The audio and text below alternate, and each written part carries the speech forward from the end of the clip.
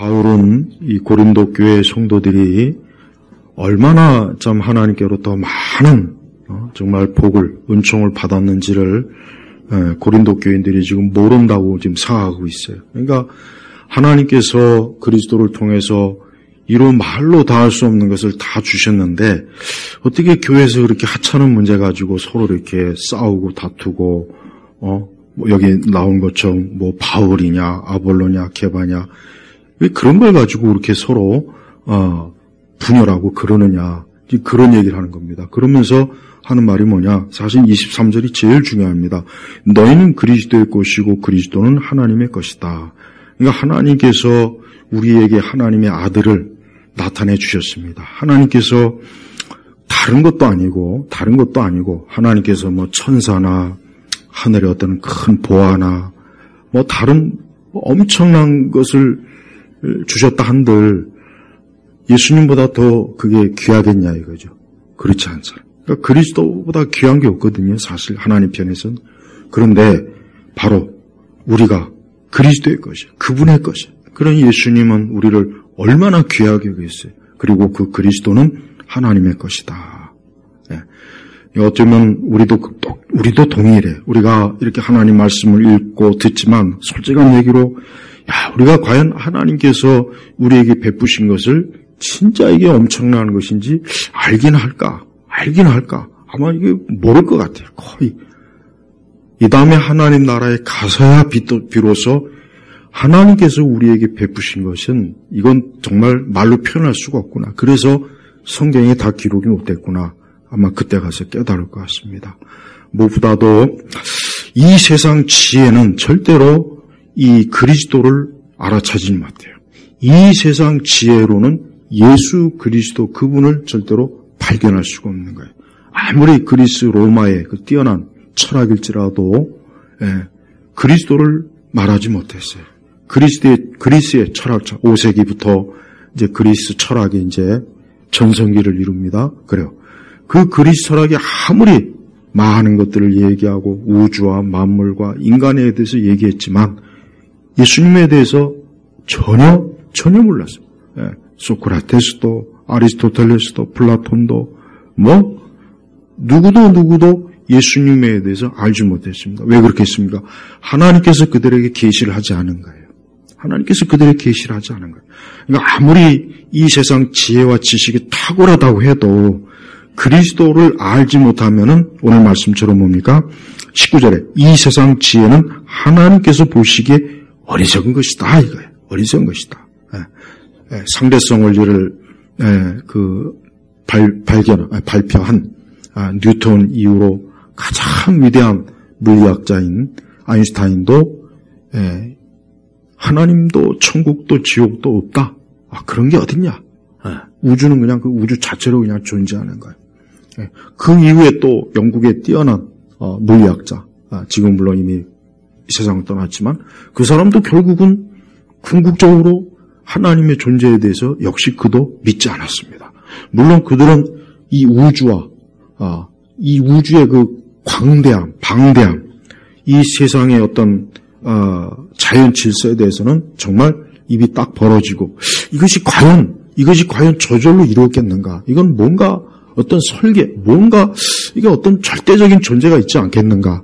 다들 그런 생각을 했어요. 그런 생각을 했지만 그러나 그들은 여전히 그리스도에 대해서는 알지 못한 거예요. 자 보십시오. 딱 맞죠?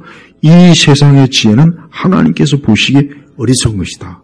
혹시라도 우리가 또 이 말씀을 잘못 오해해서 하나님께서 어떤 무식함이나 반지성주의를 조장하는 건 아니에요. 지금 그 얘기를 하는 게 아니에요. 마치 우리 그리스도인들 너희는 배우지도 말고 책도 읽지 말고 학교도 가지 말고 그냥 가만히 있어라. 그 뜻이 아니라 여기서 이 세상 지혜라고 하는 것은 말 그대로 여기서 세상이 뭡니까? 여기서 말하는 세상은 물리적인 세상이 아니라 영적인 걸 얘기하는 거예요. 그러니까 영적으로 이 세상은 아무리 타고난 지혜와 지식과 기술이 있어도 그리스도를 알지는 못하는 거예요. 아무리 수학을 잘하고 아무리 컴퓨터 공학에 뛰어난 공학자고 아무리 AI 최고의 설계자의 기술자일지라도 그들이 그것 때문에 내가 예수님 믿었습니다 하는 사람은 없어요. 거기에서 예수님을 발견할 수는 없습니다. 왜? 거기에는 그리스도가 계시되지는 않았거든요. 그래서 바울은 지금 바울 자신도 히브리 정통 유대인으로서 율법에도 정통한 사람이고, 또 그는 분명히 그리스와 로마에 대해서도 어느 정도 분명히 알고 있는 사람이에요. 그렇지만 그가 왜 이렇게까지 얘기했느냐? 자기도 예수님 만나기 이전에 최고의 율법 교사로부터 율법을 배우고, 또 그리스와 로마의 학문을 자기도 열심히 해봤지만 여전히 자기가 그때까지 그걸 통해서 예수님을 만나지는 않았죠. 그러니까 바울 자신도 그걸 통해서 내가 그리스도를 알았다 하지는 못했다고. 그가 그리스도를 언제 만납니까? 바로 예수 그리스도를 믿는 우리 성도들을 잡으러 가는 도중에, 그 길가에서 예수님께서 그에게 직접 나타나신 거예요. 계시하신 거예요.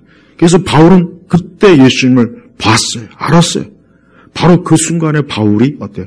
자기가 그동안 알고 있었던 그 많은 율법의 지식과 그리스 로마의 지식이 어떻게 그리스도를 알게 하지 못했을까?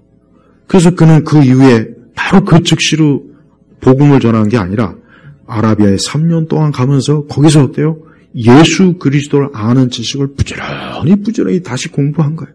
다시 열심히 구약 성경을 통해서 선지자들이 계시하신 것을 열심히 공부해 보니까 선지자들이 다 그리스도를 계시하신 것을 그가 깨달았던 거예요. 아브라함도 노아도 이삭도 야곱도 이사야도 예레미야도 보니까 다 그리스도를 계시하신 거예요. 바울이 얼마나 놀랬겠어요. 자기는 최고의 참 베냐민 지파요, 유대인이요, 아주 순혈 정통파 유대인이고 율법으로 힘이 없다고 그렇게 자부하던 사람이 그리스도를 몰라요. 그리스도를 알지 못했다는 게 얼마나 그 스스로가 기가 막힌 일이 아니겠습니까? 지금도 그렇습니다. 지금도 대학에서 철학을 가르치고 윤리를 가르치고 이 세상에 뛰어난 기술과 정보 이런 것들에 탁월한 최고의 천재들이, 그들이 하나님을 믿습니까? 그들이 과연 예수를 믿습니까? 그들이 성경의 말씀을 하나님의 말씀이라고 받아들입니까? 아니요. 대부분 그렇잖아요. 대부분. 여러분 실리콘밸리는 인도 사람이 없으면 돌아가질 않아요. 인도 사람은 수학이 아주 탁월해요. 아주 탁월합니다. 우리는 구구 다니지만 걔들은 훨씬 더 몇 개 고생을 하더라고. 한동안 유행했죠. 우리 한국에도. 그러니까 수학에, 물리에 탁월한 사람들인데, 그 사람들은 힌두 시바신을 앞에다 형상을 책상 앞에다 놓고 봐요. 아니, 어떻게 저렇게 수학과 물리학에 탁월한 사람들이, 어떻게 조잡스러운 저런 힌두 신을 저렇게 믿고, 환생을 믿고, 어떻게 저럴까? 봐요. 그들은 세상의 지혜만 가지고 있는 거예요. 그러니까 이 세상의 지혜만을 가지고서는 절대로 그리스도를 알 수가 없어요. 그러면서 18절에 아무도 자신을 속이지 마라. 이 얘기는 뭐냐면 스스로가 속지 말아라. 너희가 무엇을 많이 안다. 너희가 무엇을 깨달았다. 너희가 무엇을 완전하게 파악했다. 그렇게 생각하는 사람이 있으면은 그것은 어리석은 것이다. 왜? 그게 바로 이 세상의 지혜라는 거예요. 바울 시대에도 그런 사람 많았고 바울 이후에도 많았고 지금 우리가 살고 있는 시대에도 이렇게 자기 스스로 속이는 사람들이 엄청나게 많아요. 그래서 인생과 삶에 대해서 많은 것들을 얘기하지만 예수님이 없어요. 거기는 예수님이 없어요. 자기 나름대로 인생의 의미, 인생의 어떤 고결함, 또 인간 삶의 어떤 깊이, 이런 것들 많이 얘기하는 사람 굉장히 많습니다. 그런 사람들이 책도 쓰고 강연도 하고 강의도 하고 가르치기도 하고 많습니다. 하지만 그들에게서 그리스도가 있습니까? 그리스도가 없어요. 아무리 대학이 많다고 해서 그 대학에서 인간이 죄와 사망에서 벗어날 길을 대학에서 가르쳐주진 않아요. 가르쳐줄 수가 없어요. 그것은 오직 뭡니까? 하나님의 말씀을 통해서만 알게 되는 것이고 깨닫게 되는 거예요. 그래서 바울이 이 세상 지혜는 하나님께 보시기에 어리석은 것이다. 어리석다. 왜 어리석으냐? 그리스도를 모르는데 너가 수학을 많이 하면, 물리학을 많이 알면, 아니면 세상에 많은 지식을 알면 뭐 하겠느냐? 그 지식과 지혜라는 게 과연 그를 영원한 자리로 안전한 자리로 그를 이끌어주겠냐 이거예요. 이끌어주지 못하죠. 당연히 못하죠. 그래서 어리석다고 하는 거예요. 그래서 저는 많은 인생들이 자기가 살아온 삶의 경험, 어떤 지식, 어떤 자기 나름대로 인생관이 있다고 쳐도 그러나 그가 예수 그리스도를 알지 못하면 그의 인생관은 헛된 것이고 허무한 것이고 무의미한 것이고 그건 뭡니까? 어리석은 것이에요. 그래서 19절에 보니까 하나님은 지혜로운 자들 자기 꾀에 빠지게 하시는 분이시다. 또 주께서는 지혜 있는 자들의 생각이 헛된 것임을 아신다. 그러므로 누구든지 사람을 자랑하지 마라. 모든 것이 다 너희의 것이다. 그랬어요. 그러니까 그게 누구든 어떤 사람, 바울이든 아볼로든 게바든 누구든 간에 그것은 자랑할 바가 못 된다 이거예요. 사실 바울과 아볼로나 게바는 누구를 자랑합니까? 누구를 내세웁니까? 예수님을 내세웠잖아요. 언제 바울이나 아볼로가 게바가 자기 이름을 내건 거 봤습니까? 아니죠. 그들이 언제 자기를 가르쳤습니까?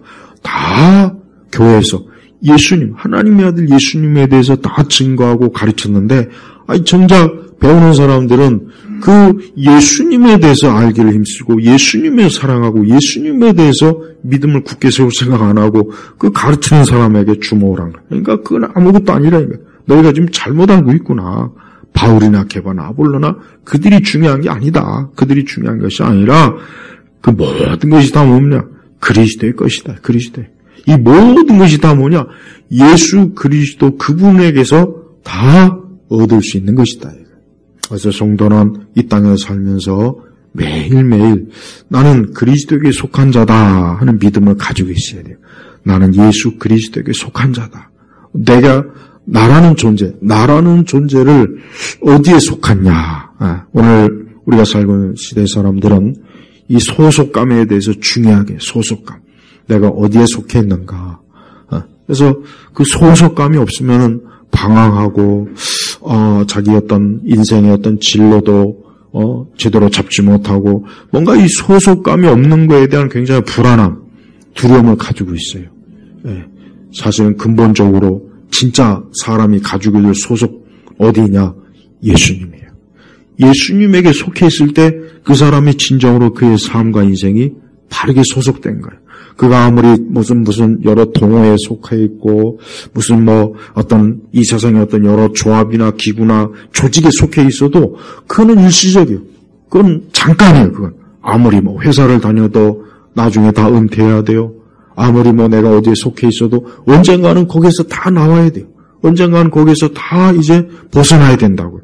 거기서는 이제 다 그대로 있을 수가 없는 때가 다 오게 돼 있습니다. 하지만 그리스도에게 속하는 것은 뭡니까? 영원한 거예요. 영원한 거예요. 그래서 모든 인생이 예수 그리스도에게 속할 때 그때 그 사람은 비로소 자신의 인생과 삶을 완전히 제대로 잡은 거예요. 그 전까지는 아니에요. 그 전까지는 방황하는 거예요. 방황.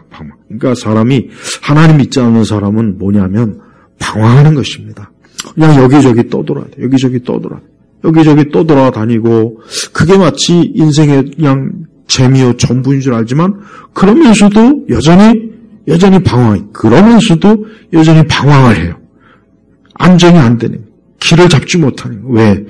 그리스도에게 속하지 않았기 때문에 그래요. 그러니까 그리스도에게 속한다는 게 그 산 사람에게 있어서는 가장 영광스럽고 가장 축복된 것입니다. 그가 그리스도에 속함으로 결국은 뭡니까? 그는 하나님에게 속한 것이 결국 하나님의 자녀가 되는 것이요. 하나님에게 속해 있다는 것은 뭡니까? 그에게 생명이 있는 것이고 영생이 있는 것이고 소망이 있는 것이에요. 바울은 고린도 교회 성도들이 정작 이렇게 중요한 예수 그리스도 하나님에 대해서는 저들이 잘 알지 못하면서 그 주변 것들을 자랑하고 그 주변 것들을 그걸 좋아하고 그 주변 것들이 마치 전부이냐 그렇게 하는 거에 대해서 바울이 우려를 한 거예요. 너희가 왜 예수님에게 귀를 기울이지 않는가? 왜 너희가 그리스도에게 속하지 않느냐?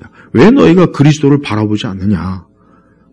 오직 모든 것들이 다 그분에게 속한 것이고 그 모든 것은 다 하나님에게 속한 것인데 왜 가장 중요한 우리가 이 교회와 기독교 신앙의 가장 중요한 이 근본적인 것들을 왜 알지 못하고 왜 너희가 그렇게 서로 분파를 이루고 서로 이쪽이 더 낫다, 저쪽이 더 낫다. 왜 자꾸 그러느냐 하고 지금 바울은 사실 고린도 교인들을 어느 정도 좀 책망을 지금 하는 상황에 있습니다.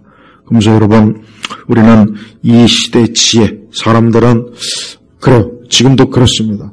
어느 시대건 다 보면은 사람들이 그 시대의 지혜를 따라가요. 그 시대. 그러니까 그 시대만 작용하는 지혜를 따라가요. 그러니까 하나님의 지혜는 어떠한 지혜입니까? 영원한 지혜잖아. 영원한. 시대가 바뀐다고 해서 하나님의 지혜가 바뀌는 게 아니에요. 100년 전이나 200년 전이나 500년 전이나 1000년 전이나 하나님의 지혜는 불변합니다. 그러나 사람의 지혜는 어때요? 사람의 지혜는 시간이 가면 변해요. 시간이 가면 변합니다. 또 가감해. 넣었다, 또 뺐다, 일이 바뀌었다, 저리 바뀌었다. 그러니까 이 세상의 지혜라고 하는 것은 시간이 가면 자꾸 또 변하고 다른 형태로 변하고 자꾸 늘 고정, 정함이 없는 거예요. 하지만 하나님의 지혜는 어때요? 불변이에요, 불변. 하나님의 지혜는 아무리 시대가 바뀌고 세상이 바뀌어도 하나님의 지혜는 여전히 하나님의 지혜이기 때문에 영원한 것입니다. 그래서 우리가 앞으로 세상이 더 많이 발전하고 앞으로 세상이 지금보다 훨씬 더 많은 기술과 정보, 아마 훨씬 더 정말 상상을 초월하는 무언가가 앞으로 우리 인생에 또 계속 다가올 거예요. 그럴 때 우리가 조심해야 돼요. 바로 그럴 때. 왜? 그럴 때 자칫하면 하나님의 지혜와 하나님의 지식, 하나님을 아는 지식은 이것도 혹시 변하는 것이 아닐까? 그런 생각할 수 있어요. 근데 그런 생각에 자꾸 굴복하면 그게 바로 뭡니까? 그게 바로 우리가 이제 세상의 지혜를 따라가는 거예요. 어리석은 세상의 지혜 흡수가 되는 거예요. 그러니까 기독교가 보면은 어느 시대든지 보면 그 세상의 지혜를 따라갈 때마다 그 교회가 흔들렸어요. 세상의 지혜를 따라갈 때마다 교회가 자꾸 무너졌어요. 세상의 지혜를 따라갈 때마다 교회의 믿음과 신앙이 자꾸 와야 돼요. 왜? 영원한 하나님의 진리, 지혜는 시대를 타는 게 아니에요. 시대 유행을 따라가는 게 아닙니다. 근데 과거를 보면은 또 지금도 그렇고 분명히 앞으로도 그럴 거예요. 분명히 교회는 하나님의 진리의 지혜에 딱 아주 거기에 아주 그냥 굳건하게 뿌리를 둬야 되는데 보면은 세상이 이렇게 바뀌니까 우리도 이렇게 바뀌어야 되지 않느냐.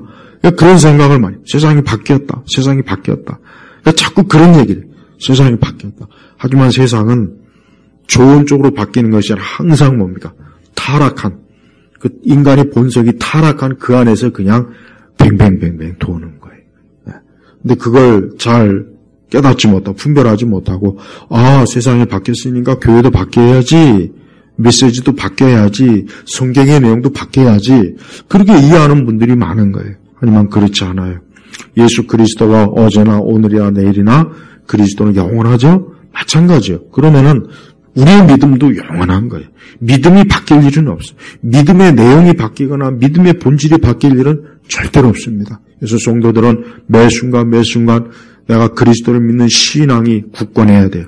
내 주변 사람들이 다 예수님 안 믿어도, 내 주변 사람들이 단 한 사람도 교회를 안 나가도, 내 주변 사람이 단 한 사람도 기독교 신앙을 가지고 있지 않더라도 그거는 아무 문제가 안 됩니다. 그거는 절대 문제가 안 돼요. 그건 하나도 문제가 되는 게 아니에요. 진짜 문제가 되는 것은 그들이에요. 진짜 문제가 되는 것은 세상입니다. 그러니까 진정한 문제는 세상이지 교회나 우리의 신앙은 하나도 문제가 될 수 없어요. 앞으로 수십 년이 지나든 혹 수백 년이 지나든 우리가 이 세상을 다 떠난 뒤에라도 마찬가지입니다. 세상은 어때요? 같은 자리를 계속 맴도는 거예요. 같은 자리를 맴돌아요. 그런데 출구가 없죠. 제가 지난 시간에 했죠? 출구가 없는 거예요. 계속 같은 타락하고 구원이 없고 생명이 없는 곳을 계속 빙빙 도는 거예요. 하지만 우리 그리스도인들은 어떻게 합니까? 그리스도인은 하나님께서 우리를 구원하셔서 우리를 하나님 나라로 이끌어주잖아요. 우리를 하나님 나라로 이끄는 거예요. 우리를 하나님 나라로 건져내는 거예요. 빼내는 거예요. 그래서 우리가 이 멸망할 세상에서 빙빙 돌다가 인생 끝나는 것이 아니라 하나님의 나라로 안전하게 거기에 딱 뿌리를 두게 만들어서 어때요? 우리가 그 안에서 영생을 누리도록 하는 게 이게 하나님의 뜻이에요.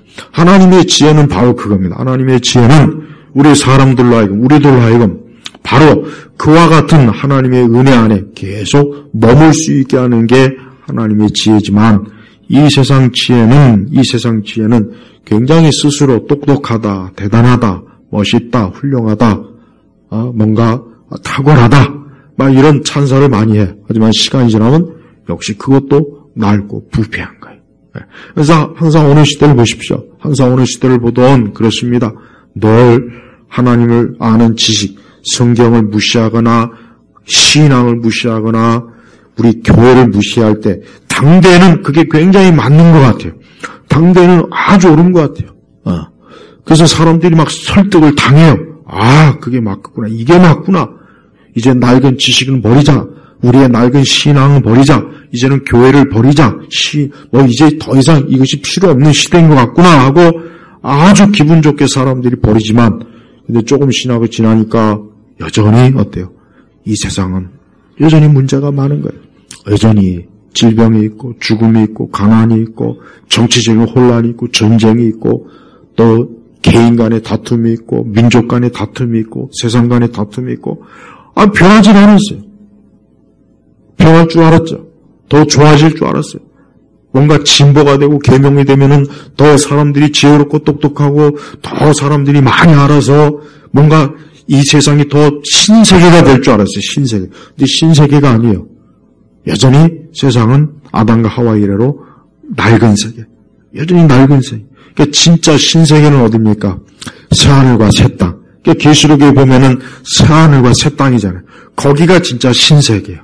거기야말로 우리들이 가야 될 새로운 세계예요. 하지만 이 세상은 아니에요. 여러분, 세상이 앞으로 더 엄청난 세상이 분명히 될 겁니다.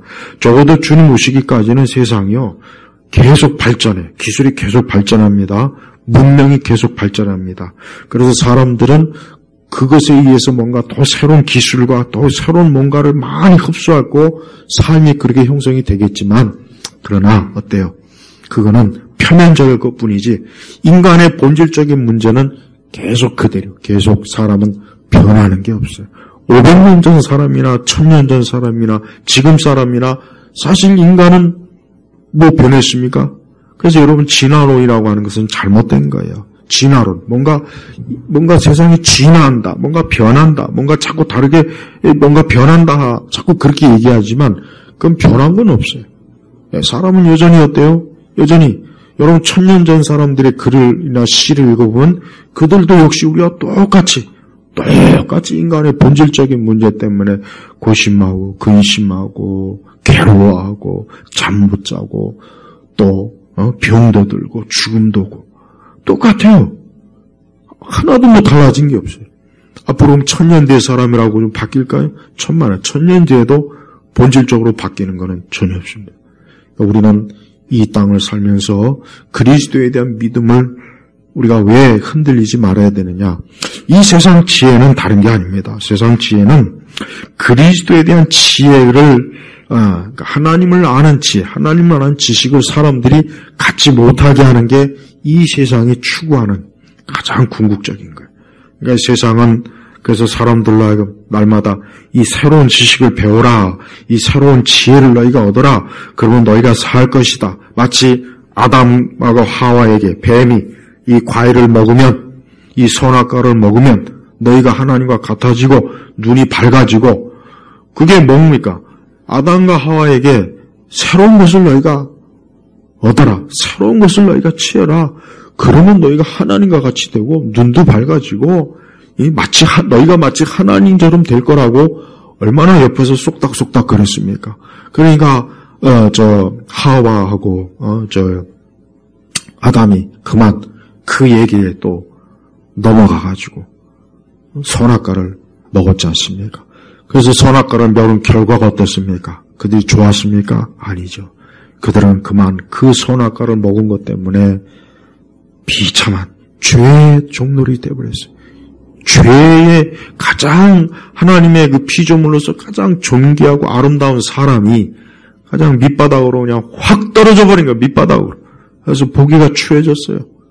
보기가 추해지고 흉측해지고 그 마음의 본성은 사악하고 하나님이 싫어지고 이젠 더 이상 하나님이 기쁨이나 즐거움이 아니라 뭡니까? 하나님이 자기를 볼까봐 몰래 숨어 있었다고요. 몰래. 그게 여러분 보세요. 인간이 상태가 그런 거예요. 그러니까 이 세상 지혜라고 하는 것은 하나님을 피하려고 하는 거예요. 하나님을 떠나려고 하는 거예요. 사람이 더 많이 좀 배우고 더 많은 지식이 있으면은 그러면 사람이 더 지혜롭고 현명해져 갖고 자기 자신의 상태 해설 제대로 알아서 내가 이거 하나님을 믿어야 됐구나. 이래야 되는 걸로 이러면 좋을 것 같고 이게 정상인 것 같은데 오히려 그렇지 않습니다. 오히려 사람들이 뭔가 더 많은 걸 알면 할수록 자꾸 헛다리를 짚어요. 더 미혹의 길이 더 많고 더 불신앙과 잘못된 길이 더 많이 보이는. 그러니까 다 거기로 가는 거예요.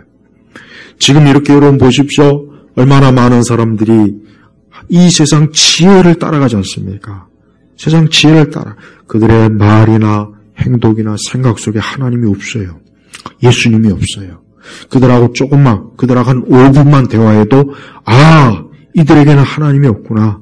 이들에게는 그리스도가 없구나. 아주 금방 알 수 있습니다. 바로 뭡니까? 그들이 자기 스스로 여기 아무도 자신을 속이지 마라 했는데 자기 스스로 속는 기만당하는 거예요. 기만. 자기가 자기를 속이는 거예요. 그래서 자기가 세상을 다 안다. 자기가 인생을 다 안다. 자기가 마치 세상의 모든 것을 다 아는 것처럼 굉장히 자신만만하지만 가만히 들여다보면은 아는 게 없는 거예요. 인간의 삶과 목적이 뭔지, 내세 이후에 사람의 상태가 어떻게 되는지 그거를 몰라요. 그걸 모르고 그냥 자기 스스로 자기가 가지고 있는 지식과 지혜가 전부이냐 그걸 가지고 의기양양하지 않습니까? 그러니까 세상은 그걸 자랑해요. 세상은 자꾸 자기의 지혜를 자랑합니다. 그래서 하나님이 너희 가운데 누구든지 이 시대에서 지혜가 있다고 생각하면 어리석은 자가 되어라. 그러면 지혜 있는 자가 될 것이다. 이 얘기는 뭐냐면 결국 하나님을 거부하는 지혜를 가지고 있을 때 이거는 어리석은 것이구나. 이것은 잘못된 것이구나. 이런 지혜를 가지고 내가 생명의 길로 갈 수 없겠구나 하고 그걸 버리라는 것입니다. 그럼 오히려 뭡니까? 그러면 진짜 지혜 있는 자가 될 것이다 그랬습니다. 모세가 40년 동안 바로 왕궁에서 이제 왕자이니까 바로는 애굽의 학문을 다 배웠어요. 모세는 애굽의 학문을 다 배웠습니다. 여러분 그 당시에 모세가 알고 있는 그 지식이라고 하는 것은 그 당시로서는 가장 탁월한 지식이에요. 애굽의 지식은 그 당시로서는 가장 탁월한 최고의 지식이었습니다. 그거를 모세는 40년 동안 바로의 왕궁에서 잘 배웠습니다. 하지만 모세가 그걸 배웠다고 해서 모세가 그 40년 동안 그가 그리스도에 대해서 알았습니까? 하나님께서 이스라엘 백성을 구원할 거에 대해서 모세가 알았습니까? 몰랐잖아요. 몰랐어요. 모르니까 모세는 어떻습니까? 자기 스스로 이스라엘을 좀 위해서 뭔가 해보겠다 해가지고 애굽 사람을 때려 죽였어요. 근데 그게 그로 인해서 왕궁에서 쫓겨나서 40년 동안 광야에서 지내게 만들었다는 거예요. 그러니까 보세요. 그렇게 탁월한 지식을 40년 동안 애굽의 왕궁에서 아주 최고의 스승들로부터 배웠지만 모세가 하나님에 대해서 단 조금이라도 깨달았냐 이거야. 그리스도에 대해서 모세가 알았냐 이거야. 몰랐잖아. 그게 바로 어리석은 거예요. 그래서 모세도 스스로 자기를 속인 거나 마찬가지. 자기 키만. 자기는 거기 있는 동안 모든 걸 다 배우고 알아가지고 이제 나는 부족함이 없다라고 자신만만해서 자기의 동적의 아픔을 좀 해결해 보려고 했는데 이게 오히려 그것 때문에 바울이 어떻게 됐어요? 살인자가 되었죠. 애굽의 바로 왕으로부터 쫓겨나게 됐죠. 추적을 당하게 됐죠. 그래서 갈 데가 없어서 어디에 갑니까? 그래서 광야로 간 거예요. 갈 데가 없어요. 갈 곳이 없는 거예요.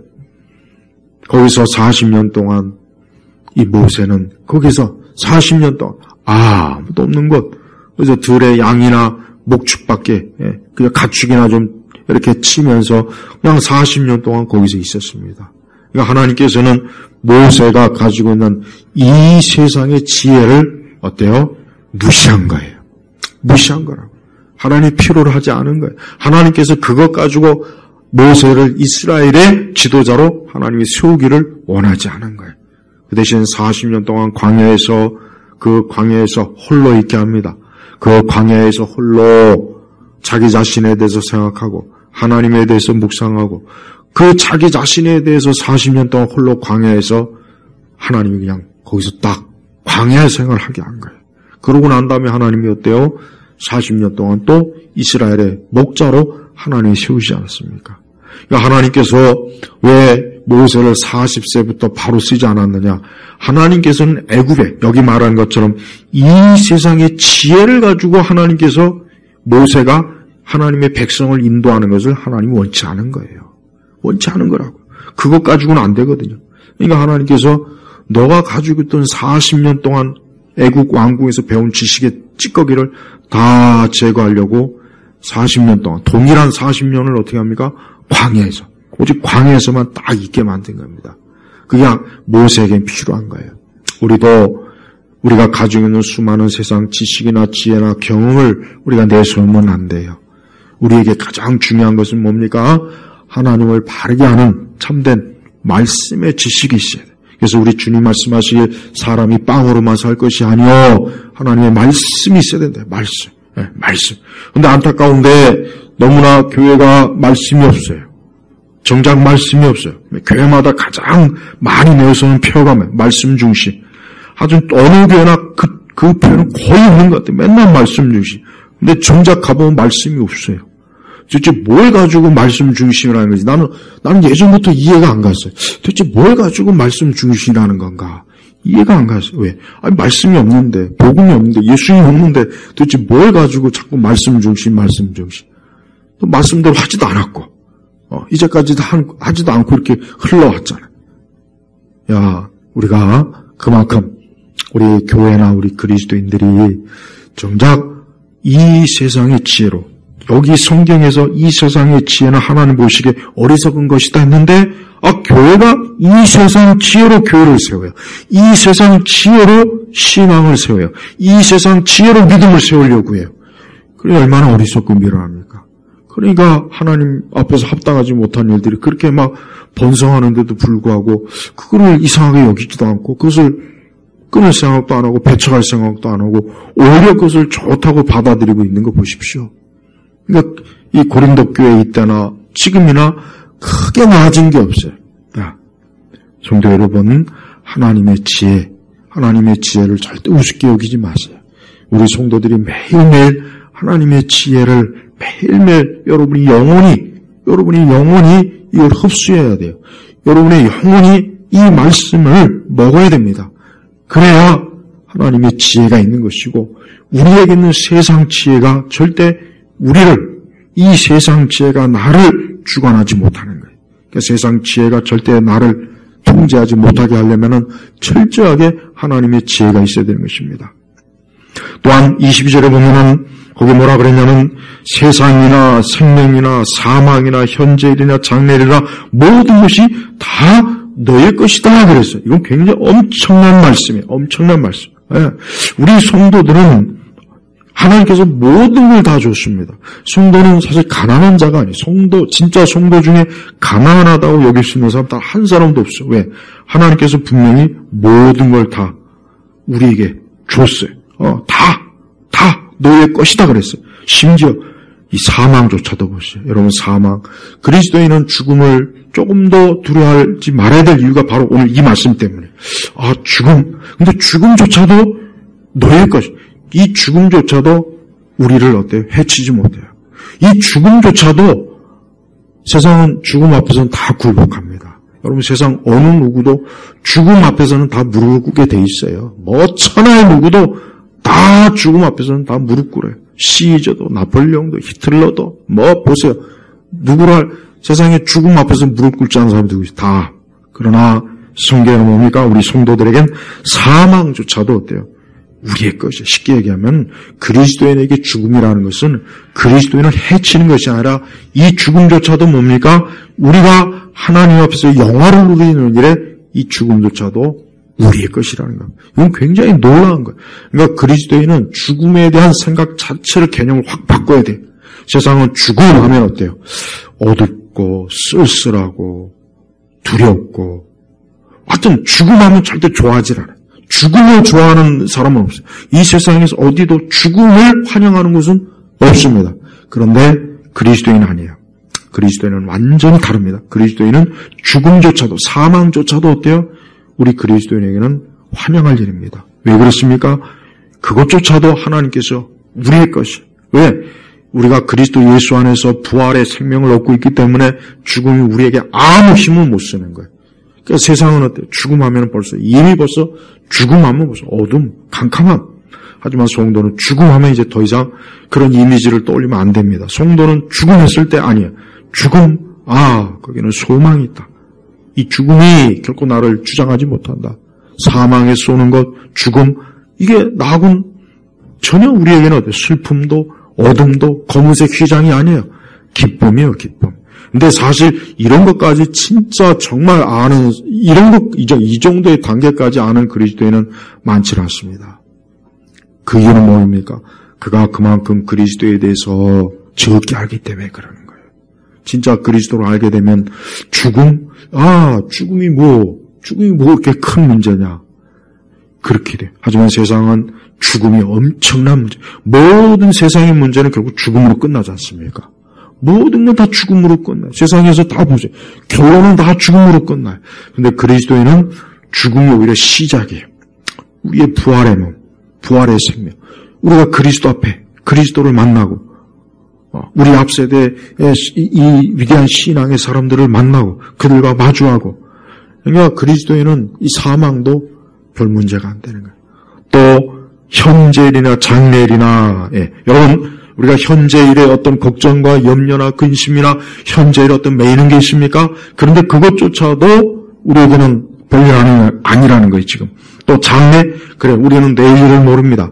내일, 하루의 일을 모릅니다. 내일, 일주일, 한 달 뒤, 이제 한 달 뒤면 또 해가 바뀌어요. 내년의 일, 우리는 몰라요. 근데 상관없어요. 몰라도 상관없어요. 왜? 그것조차도 다 뭡니까? 우리의 것이죠. 그러니까 성도는 엄청난 특권을 가진 거예요. 성도가 받는 특권이 너무 엄청나니까 오히려 그걸 우리가 모르는 거예요. 여러분이 22절의 말씀을 한번 짧은 한 절이지만 한번 가만히 보십시오. 야, 세상이나 생명이나, 물론 그 앞에 바울, 아볼로, 게바, 이것도 마찬가지지만 사망, 현재일, 장래일, 그 다음에 모든 것이 다 너의 것이다. 그러니까 하나님께서 이 땅과 보이는 것과 보이지 않는 것과 현재와 장래 시간의 문제, 사망, 삶과 죽음의 문제들까지도 그리스도인에게 있어서는 그렇게 큰 문제가 되는 게 아니라고 할 정도로 바울은 어때요? 이거 그냥 하찮게, 이거 별거 아니야. 별거 아니야. 왜? 이거 다 너의 것이야. 하나님께서 주님이 다 너희에게 다 위임하셨어. 그런데 너희는 또 그리스도의 것이야. 그리고 그리스도는 하나님의 것이다. 그러니까 우리가 하나님 아버지를 믿는 게 얼마나 좋습니까? 이 하나님 아버지를 믿지 않고 지금 이 세상 사람들이 믿는 걸 보면 안타까워요. 여러분, 세상 사람이 믿는 게 있어요? 세상에 믿음이 없는 사람은 없어요. 다 믿음이 있어요. 다 믿음이 있는 거예요. 근데 그 믿음이 대상이 이제 어떠하냐가 이제 우리는 하나님을 믿는 믿음이지만 저 세상은 각자 다 자기가 믿는 게 있는 거예요. 근데 그 믿음이라는 게 견고한 영원한 것이냐, 일시적인 것이냐, 하나님이냐, 살아계신 하나님이냐, 아니면 죽은 것인가, 세상 것인가, 변하는 것인가, 여기에 이제 다 차이가 난 것입니다. 그래서 기독교 신앙은 이래서 좋은 거예요. 세상에서 기독교 신앙을 가지지 않은 사람이 제일 불행한 거예요. 기독교 신앙을 가지지 않는 사람이 가장 비참한 거예요. 기독교 신앙이 없는 사람이 가장 인생을 지금 헛되이 계속 살고 있는 거예요. 그러나 기독교 신앙을 가지고 있는 사람은 이 세상 모든 것을 하나님께서 너희 것이다, 네 것이다, 네 것이니까 그냥 네 마음대로 걱정하지 말아라. 얼마나 좋습니까? 하나님 믿지 않는 세상의 철학을 보면은 이 철학은 거의 대부분 아무리 좋은 철학도 결국은 허무주의예요. 세상에서 가르치는 철학은 아무리 좋아봐야 결국은 사실은 거기에는 허무함만 남아요. 거기에 뭐 이렇게 크게 남는 게 없어요.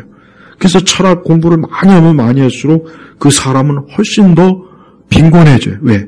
점점 더 이 철학이라고 하는 게 내 생각이나 내 경험이나 내 인생을 또 좀 먹어요. 소망이 없게 만들고 답이 없게 만들고. 그래서 여러분 철학을 좋아하지 마세요. 우리가 이 세상 철학 절대 좋은 거 아닙니다. 예. 철학을 좋아하는 민족치고 잘된 민족이 있습니까? 없어요. 철학을 좋아하는 민족치고 솔직히 잘된 민족이 없어요. 하지만 성경을 좋아해서 잘못된 게 있습니까? 성경을 좋아해가지고 잘못된 일은 역사상 단 한 번도 없어요. 한 번도 없다고. 그래서 하나님의 말씀을 귀하게 여긴 한 개인이든 한 종족이든 민족이든 결국은 보십시오. 그 안에는 그리스도가 있으니까 소망이 있죠. 기쁨이 있죠. 영광이 있죠. 영생이 있죠.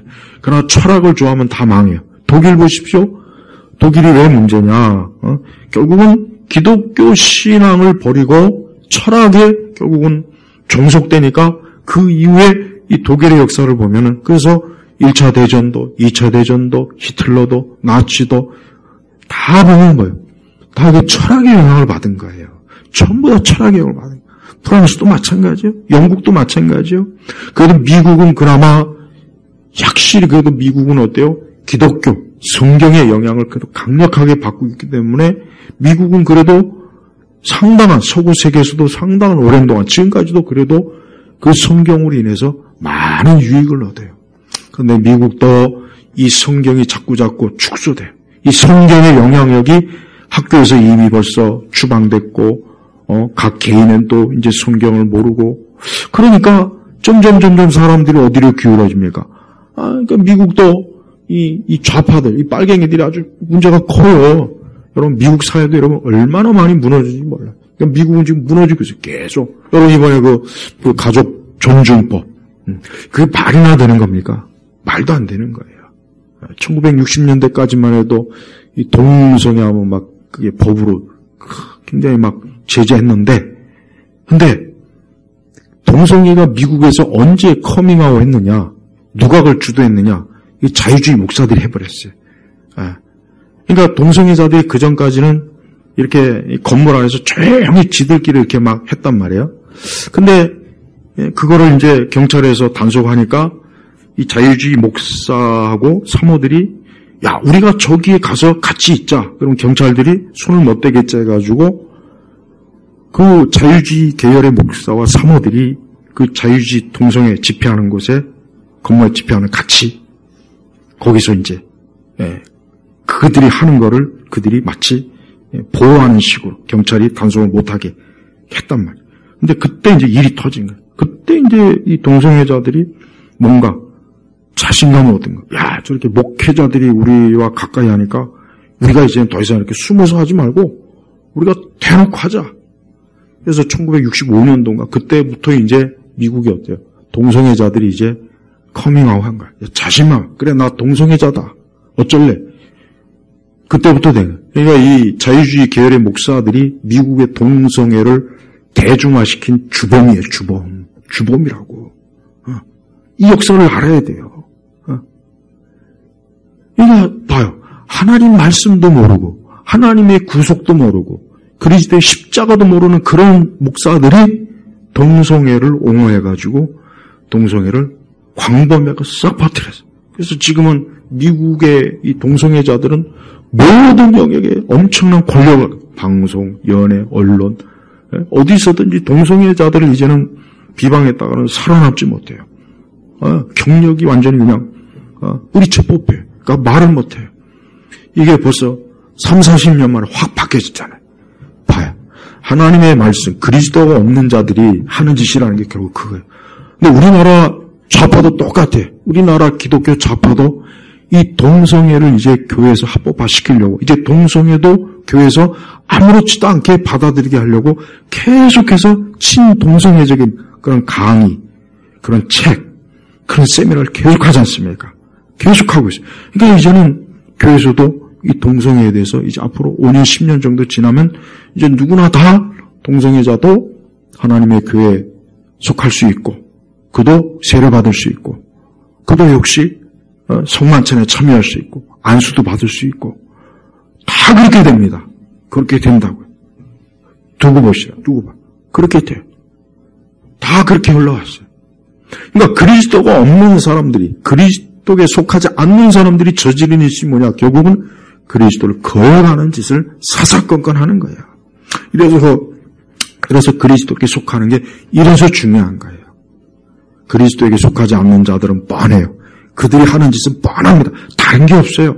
그들은 결국 그리스도 원수예요. 끝까지 그리스도를 대적하고 그리스도를 능멸하고 여전히 그리스도하고는 상관이 없는 그런 짓으로 하나님을 욕되게 하는 그 짓을 하는 거예요.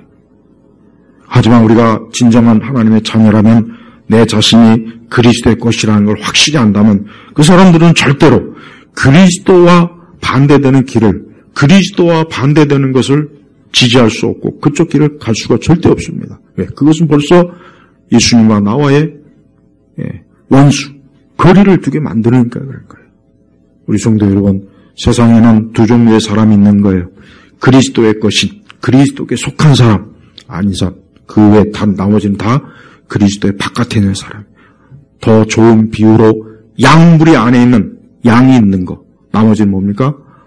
다 양무리 바깥에 있는 거. 그들은 다 뭐예요? 염소예요. 그들은 늑대, 이리.